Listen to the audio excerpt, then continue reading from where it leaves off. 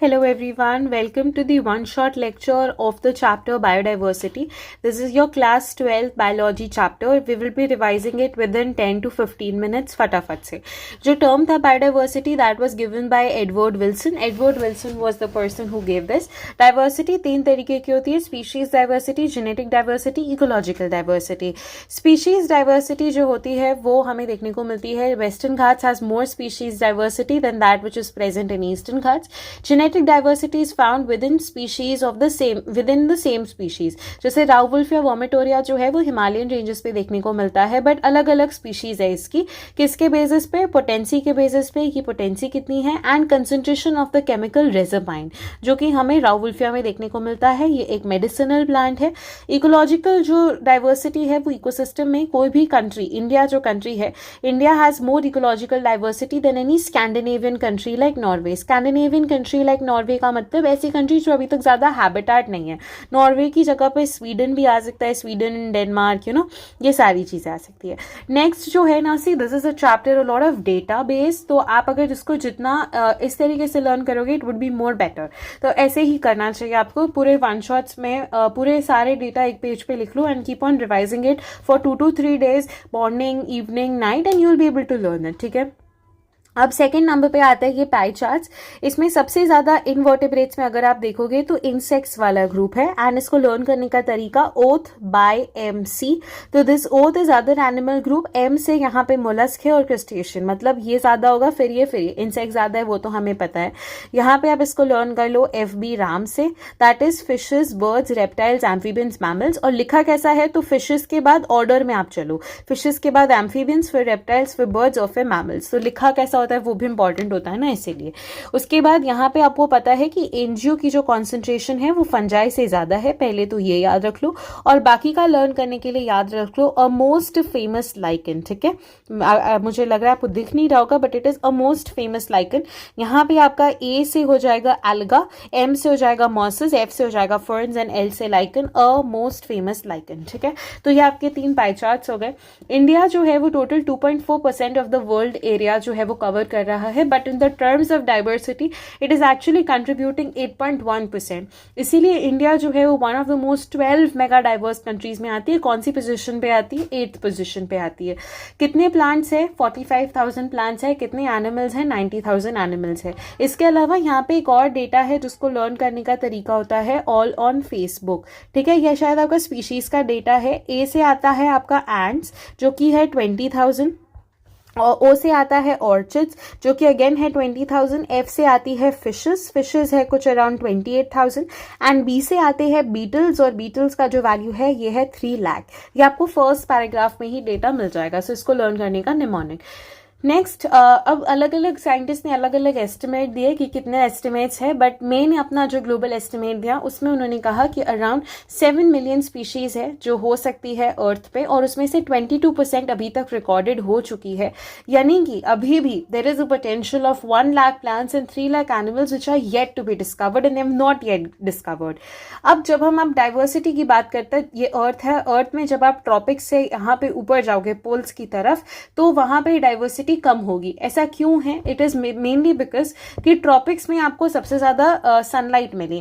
क्योंकि आपको सनलाइट ज्यादा मिल रही है, प्रोडक्टिविटी ज्यादा होगी, तो मोर सोलर एनर्जी, तो खाना ज्यादा बनेगा तो ज्यादा सर्वाइवल होगा.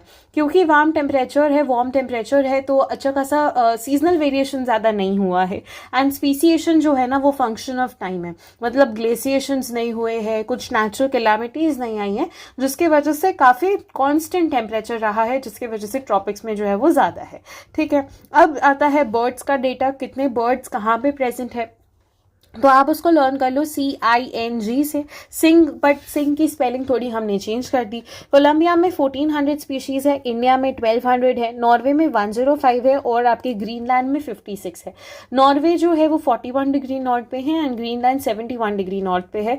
इसमें अमेजॉन भी आता है जिसका कुछ 1300 स्पीशीज ऑफ बर्ड्स है, जो यहाँ पे ये रहा. अमेजोनियन फॉरेस्ट में भी डाइवर्सिटी है. अब देखो एक चीज इंपॉर्टेंट है कि अगर आप ट्रॉपिकल का कोई फॉरेस्ट लोगे और अगर आप टेम्परेचर टेम्परेट का कोई फॉरेस्ट लोगे तो यहाँ पे एनसीईआरटी में गिवन है कि 10 टाइम्स ज़्यादा डाइवर्सिटी होगी एक ऐसे फॉरेस्ट में जो ट्रॉपिक्स में प्रेजेंट है then are forest which is present in temperate region like the Midwest of USA. यहाँ पे नाम दिया है Midwest of USA. Amazonian rain forest जो है वो साउथ अमेरिका में आता है, तो आप इसको साउथ अमेरिका में लर्न कर लेना।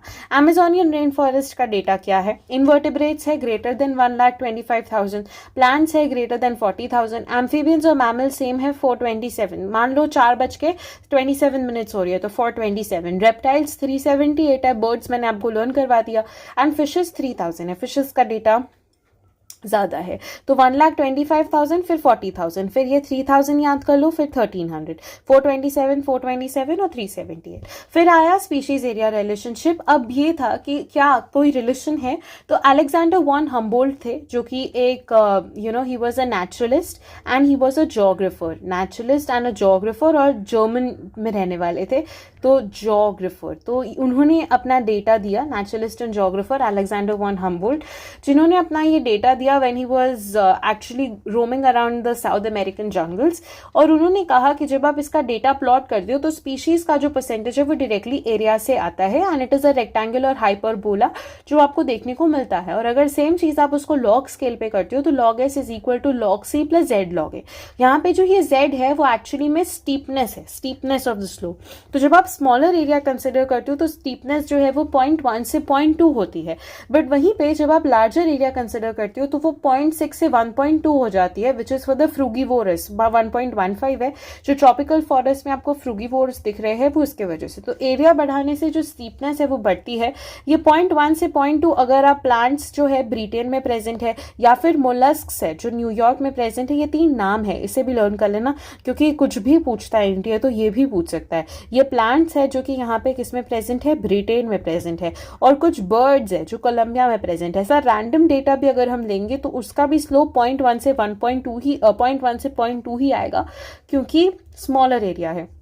जब हम लार्जर एरिया में देखेंगे तो 0.6 से 1.2, जैसे 1.15 फ्रूगीवोरस बर्ड्स के लिए होता है जो हमें ट्रॉपिकल फॉरेस्ट में देखने को मिलते हैं।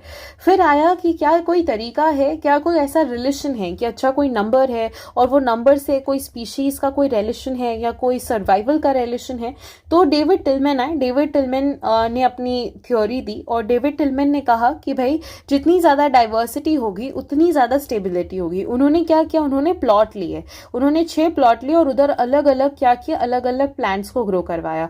यहाँ पे सबसे ज्यादा डाइवर्सिटी रखी, यहाँ पे बहुत कम रखी। तो उन्होंने देखा कि जहाँ पे डाइवर्सिटी कम है वहां पे सर्वाइवल रेट भी कम है और वहां पे डिस्टर्बेंसेस काफी ज्यादा है, और जहाँ पे डाइवर्सिटी ज्यादा है वहां पे सर्वाइवल चांसेस भी ज्यादा है। अब बेसिकली सर्वाइवल का मतलब क्या है? सर्वाइवल का मतलब है कि कोई भी कैलामिटी आ गई, नेचुरल कैलामिटी आ गई तो वो उसे सर्वाइव कर जाएगा। उसकी प्रोडक्टिविटी वेरिएशन बहुत कम है, मतलब प्रोडक्टिविटी ऑलमोस्ट कैसी रह रही है, ऑलमोस्ट कांस्टेंट रह रही है। और अगर एलियन स्पीशीज इन्वेजन हुआ, एलियन स्पीशीज इन्वेजन यानी बाहर से कोई स्पीशीज डाली गई, तब भी जो डेटा है वो ऑलमोस्ट कैसा रहेगा, सेम रहेगा। पॉल एलरिच जो थे वो स्टैनफोर्ड इकोलॉजिस्ट है। क्या है वो? Stanford ecologist. और उन्होंने ये डेटा दिया, कौन क्या है प्लीज इसको लर्न कर लेना। उन्होंने डेटा दिया रिवर पॉपेट हाइपोथेसिस का। रिवेट पॉपर हाइपोथेसिस, रिवेट है और ये पॉपर है, ठीक है, थोड़ा स्पेलिंग, हाँ। तो रिवेट पॉपर हाइपोथेसिस दिया। उन्होंने बोला कि मान लो एयरप्लेन है, एयरप्लेन जो है वो एक इकोसिस्टम है और इकोसिस्टम में जो वहां पे स्क्रूज लगे हुए होते हैं वो आपके रिवेट्स जो है वो स्पीशीज है। अगर पैसेंजर आ रहे हैं और वो एक एक रिवेट निकाल कर ले जा रहे हैं, मतलब स्पीशीज कम हो रही है। और over the period of time क्या होगा, शायद हमें इम्पैक्ट देखने को मिले बट जल्दी देखने को नहीं मिलेगा। बट वहीं पे कुछ पैसेंजर्स आ रहे हैं और उनको अलग ही चुल है, वो जा रहे प्लेन के विंग्स पे और विंग्स में से स्क्रू निकाल रहे, तो वो कीस्टोन स्पीशीज है जो काफी इंपॉर्टेंट है और उनके नहीं होने से वो एक्सटिंक्शन पे लीड कर जाएंगी। तो इस तरीके से उन्होंने ये रिवेट पॉपर हाइपोथेसिस दिया था। फिर बात आती है कि आज के टाइम पे इतनी ज्यादा बायोडाइवर्सिटी है बट स्टिल सबसे इंपॉर्टेंट चीज जो हमें रियलाइज होती है वो ये है कि nature has its own library, but हम उनको पढ़ ही नहीं पाएंगे, हम उन तक पहुंच ही नहीं पाएंगे क्योंकि उनकी डिस्कवरी ही नहीं हो रही है। तो loss of biodiversity is something which is happening today, जिसका हमें कंट्रोल करना है। 5 एपिसोड्स ऑलरेडी हो चुके हैं मास एक्सटिंक्शन के और ये 6 एपिसोड है और ये काफी ज्यादा है, ज्यादा लेवल पे है। 100 से 1000 टाइम्स बहुत ज्यादा है। और एक्सटिंक्शन हो रहा है एंथ्रोपोजेनिक एक्शन के वजह से। एंथ्रोपोजेनिक एक्शन यानी कि ह्यूमंस के वजह से हो रहा है। मैन मेड एवोल्यूशन एक्सटिंक्शन के वजह से हो रहा है। अब कितना एक्सटिंक्शन ऑलरेडी हो चुका है, तो अराउंड 27 ईयर्स में 500 प्लस स्पीशीज एक्सटिंक्ट हो चुकी है। एंड उसके अलावा अगर आप देखोगे डेटा कि कितना है अभी डेटा, तो 338 स्पीशीज वर्टिब्रेट की, 359 स्पीशीज इनवर्टिब्रेट की और 87 स्पीशीज प्लांट्स की एक्सटिंक्ट हो चुकी है। Dodo from Mauritius, quagga from Africa, thylacine from Australia and स्टेलरसिका from Russia and Bali, Javan and Caspian subspecies of tiger already extinct हो चुके हैं। अब एक्सटिंक्शन हो क्यों रहा है, what are the reasons for extinction? तो इसका यूज होता है sobriquet which is evil quartet. Evil quartet यानी 4 मेजर रीजन है, जिसको लर्न करने का तरीका HOAC। Habitat loss and fragmentation, यहाँ पे ओवर एक्सप्लॉइटेशन, ए से एलियन स्पीशीज इन्वेजन और सी से को एक्सटिंक्शन। हैबिटेट लॉस एंड जो फ्रैगमेंटेशन है वो काफ़ी इंपॉर्टेंट एस्पेक्ट है, क्योंकि ये मेजर रोल प्ले कर रहा है। और हैबिटेट लॉस एंड फ्रैगमेंटेशन का मतलब ये है कि पहले के टाइम पे जो साउथ अमेरिकन जंगल्स थे वो 14% एरिया कवर कर रहे थे, आज वो रिड्यूस होकर 6% हो गया है। हम उसको काट रहे हैं, क्यों? क्योंकि हमें उसको बीफ कैटल, जो हमारे कैटल्स है उनके लिए हमें ग्रेजिंग ग्राउंड बनाना है, हमें सोयाबीन को ग्रो करना है, जिसकी वजह से we are not realising that हम बड़े बड़े फॉरेस्ट को काट रहे हैं। और फॉरेस्ट में जो रहने वाले इंसान है, आज आपके घर को काट दिया जाएगा, आप कहाँ जाओगे रहने? तो वो इंसान जो है वो मर जाते हैं, मतलब वहां के जो जानवर है, वहां के जो एनिमल्स है, वहां की जो स्पीशीज है, वहां की जो बायोडाइवर्सिटी है वो एक्सटिंक्ट होती जा रही है because of a habitat loss and fragmentation. दूसरा जो आता है वो आता है ओवर एक्सप्लॉइटेशन, जहां पे हमारी नीड जो है वो ग्रीड में बदल जा रही है, हम लालची होते जा रहे हैं, जिसकी वजह से डोडो का एक्सटिंक्शन हुआ, स्टेलरसी काउ का एक्सटिंक्शन हुआ, पैसेंजर पीजन का एक्सटिंक्शन हुआ। हमने उनको इतना ज्यादा यूज कर लिया कि वो एक्सटिंक्ट हो गए, ओवर एक्सप्लॉइट कर दिया हमने। तीसरा जो रीजन आता है वो आता है एलियन स्पीशीज इन्वेजन, जैसे कि नाइल पर्च है। नाइल पर्च को ये I am so sorry again, ये नाइल पर्च है, ठीक है। नाइल पर्च को जब हमने साउथ अफ्रीकन नहीं सॉरी ईस्ट अफ्रीका के लेक्स में जब हमने डाला, ईस्ट अफ्रीका का था लेक विक्टोरिया, ठीक है, ये ईस्ट अफ्रीका एक बार चेक कर लेना, ईस्ट अफ्रीका ही है बट तो भी लेक विक्टोरिया में जब डाला तो 200 प्लस चिकलेट फिशेस जो वहां पे प्रेजेंट थी, वो चिकलेट फिशेस की एक्सटिंक्शन हो गया, मतलब वो मर गई। तो एक तो ये हो गया, एक हो गया कि भाई आप वीड्स ला रहे हो जैसे lantana, water hyacinth, eichhornia and parthenium, जिसके वजह से हमारी जो इंडिजीनस वीड्स है, इंडिजीनस का मतलब क्या, जो यहाँ पे प्रेजेंट है, जो उस एरिया में प्रेजेंट है, उसका एक्सटिंक्शन हो रहा है। और तीसरी चीज ये कि जो हम अफ्रीकन फिशेस लाए हैं, क्लेरियस गैरीपाइनस, वो क्या कर रही है, वो हमारे इंडियन वाटर्स में आके हमारी फिशेस को मार रही है। तो ये 3 चीजें हो गई जो एलियन स्पीशीज इन्वेजन की वजह से। और एक होता है को एक्सटिंक्शन। एक ऑर्गेनिज्म दूसरे ऑर्गेनिज्म पे इतना ज्यादा लिंक्ड है, इतना ज्यादा को लिंक्ड है कि वो एक दूसरे के बिना सर्वाइव ही नहीं कर पा रहे। तो ये पॉलिनेटर एंड प्लांट वाला जो रिलेशन है ये वो हो गया। अब ये कुछ एक्स्ट्रा है जो लिखा हुआ है सिलेबस में, तो हम उसको भी कवर कर लेते हैं, which is red data book.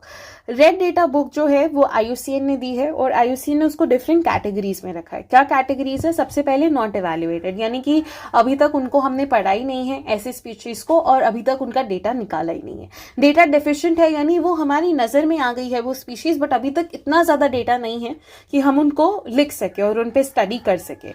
Low risk वाली स्पीशीज वो होती है कि भाई अच्छा खासा चल जाएंगी, उनको कोई रिस्क है ही नहीं, मतलब हो सकता है कुछ 100, 200, 300 सालों में रिस्क आ जाए, बट अभी फिलहाल they are not at verge of risk. Vulnerable species वो होती है जो डेंजर में आने लगे हैं, मतलब हो सकता है थोड़े सालों में 20-25 सालों में अगर यही रेट कंटिन्यू रहा तो शायद वो वल्नरेबल से और खराब में आ जाए। एंडेंजर्ड स्पीशीज का मतलब है कि नियर फ्यूचर में एक्सटिंक्ट हो जाएंगी अगर अभी से उनको नहीं संभाला तो। क्रिटिकली एंडेंजर्ड का मतलब है कुछ वीक्स में ही एक्सटिंक्ट हो जाएंगी, है ना, तो उनको संभाल लो जल्दी से जल्दी, तो क्रिटिकली एंडेंजर्ड है, कुछ वीक्स कुछ मंथ्स में ही उनका प्रॉब्लम आ जाएगा। एक्सटिंक्शन इन वाइल्ड का मतलब है कि कुछ जैसे कि मान लो कुछ ऑर्गेनिजम्स होते हैं, जैसे चीता हो गया, तो चीता अब आपको अफ्रीकन जंगल्स में ही देखने को मिलेगा। जो हमारी ये प्लैटेनिस्टा गंजेटिका थी, रिवर डॉल्फिन, इंडिया के गंगा रिवर्स में जो देखने को मिलती थी, नीट का PYQ है, वो एक्सटिंक्ट हो गई है, राइट। तो मतलब कि वाइल्ड में से, मतलब जो उनकी नेचुरल हैबिटेट है वहां पे वो एक्सटिंक्ट हो गई है, बट लैब में आपको दिख सकती है। जैसे मान लो किसी को लगा कि अच्छा चीता एक्सटिंक्ट हो रहा है, तो वो उसको लैब में ले आए, जू में ले आए, और जू में उसको रखा हुआ है, तो वो अभी है फिलहाल, इट इज नॉट एक्सटिंक्ट, मतलब उसकी जो लास्ट प्रजाति है वो जिंदा है, it is not extinct. And completely extinct का मतलब कि भाई जो लैब वैब में बचा था, जू वू में बचा था, वो भी मर गया, मतलब अब उस पर्टिकुलर स्पीशीज का नामो निशान नहीं रहा, इट इज कंप्लीटली एक्सटिंक्ट। तो ये कुछ 8 कैटेगरीज है जिसमें IUCN ऑपरेट करती है, और ये रेड डेटा बुक है, ठीक है। कुछ टर्म्स इसमें इंपॉर्टेंट है। वल्नरेबल और एंडेंजर्ड में जनरली कंफ्यूजन होता है। वल्नरेबल का मतलब हो सकता है आने वाले सालों में, डेंजर में बस आने ही वाले हैं। एंडेंजर का मतलब डेंजर में आ चुके हैं, है ना, नियर फ्यूचर में एक्सटिंक्ट हो सकते हैं। और क्रिटिकल एंडेंजर मतलब कुछ वीक्स, कुछ महीनों में ही एक्सटिंक्ट होने के चांसेस है, तो अब फटाफट से उनको कंजर्व कर लो। अब आता है कि हम क्या करें बायोडाइवर्सिटी को बचाने के लिए। तो हमारे कुछ तरीके हैं जिससे हम इसको बचा सकते हैं। सबसे पहले आता है नैरो यूटिलिटेरियन। नैरो यूटिलिटेरियन क्योंकि हमें बायोडाइवर्सिटी वो सारी चीजें देती है जिससे हम पैसा कमा सकते हैं, इंडस्ट्रीज चलाई जाती है। तो भाई एक रूल है, एक हमारे एक आप कह सकते हो हमारा एक फर्ज है, that we have to actually obliged towards our duty, it's our duty कि हम उसको सेव करें। ब्रॉड यूटिलिटेरियन का मतलब ये होता है कि वो सारी चीजें नेचर हमें फ्री में दे रहा है। जैसे कोई बर्ड सिंग कर रहा है, या आप बहुत अच्छी जगह पे चले गए जहाँ पे बहुत अच्छी ब्यूटी है, आप माउंटेन्स पे चले गए जहाँ पे बहुत ब्यूटी है, ऑक्सीजन मिल रहा है, पॉलिनेशन हो रहा है, तो ये सारी चीजें नेचर ही कर रहा है और उसके वजह से जिंदगी चल रही है आज। तो that is one thing. And जो थर्ड है वो है एथिकल। एथिकल का मतलब ये होता है कि अब हमारा कर्तव्य है, कि एक मोरल ड्यूटी होती है ना, हमारा जमीर है कि नहीं है, we have something inside us कि यार नहीं, we are humans, we have humanity, तो भाई थोड़ा तो फर्ज है कि हम बचाए उसको। तो ये वो वाला हो गया, ठीक है। अब आता है कंजर्वेशन हो कैसे रहा है। In situ conservation, ex situ conservation. In situ conservation का मतलब है कि हमने उधर ही कंजर्वेशन कर लिया, यानी कि हमने पूरा के पूरा जो एरिया है उसको कंजर्व कर लिया। इसका मतलब ये होता है कि यहाँ पे TBC, अब 3 तरीके के रीजन्स आते हैं, वो मैं आपको बताती हूँ। ये आपका अगेन PYQ है, कहीं नहीं दिया NCERT में, बट है, ठीक है, कोई बात नहीं। सबसे पहले आते हैं hotspots, biodiversity hotspots. Biodiversity hotspots पहले 25 थे, अभी 34 है, 9 और ऐड कर दिए गए। हॉटस्पॉट्स का मतलब है कि पूरे के पूरी एंडेमिक स्पीशीज को हमने क्या कर लिया, हमने कंजर्व कर लिया।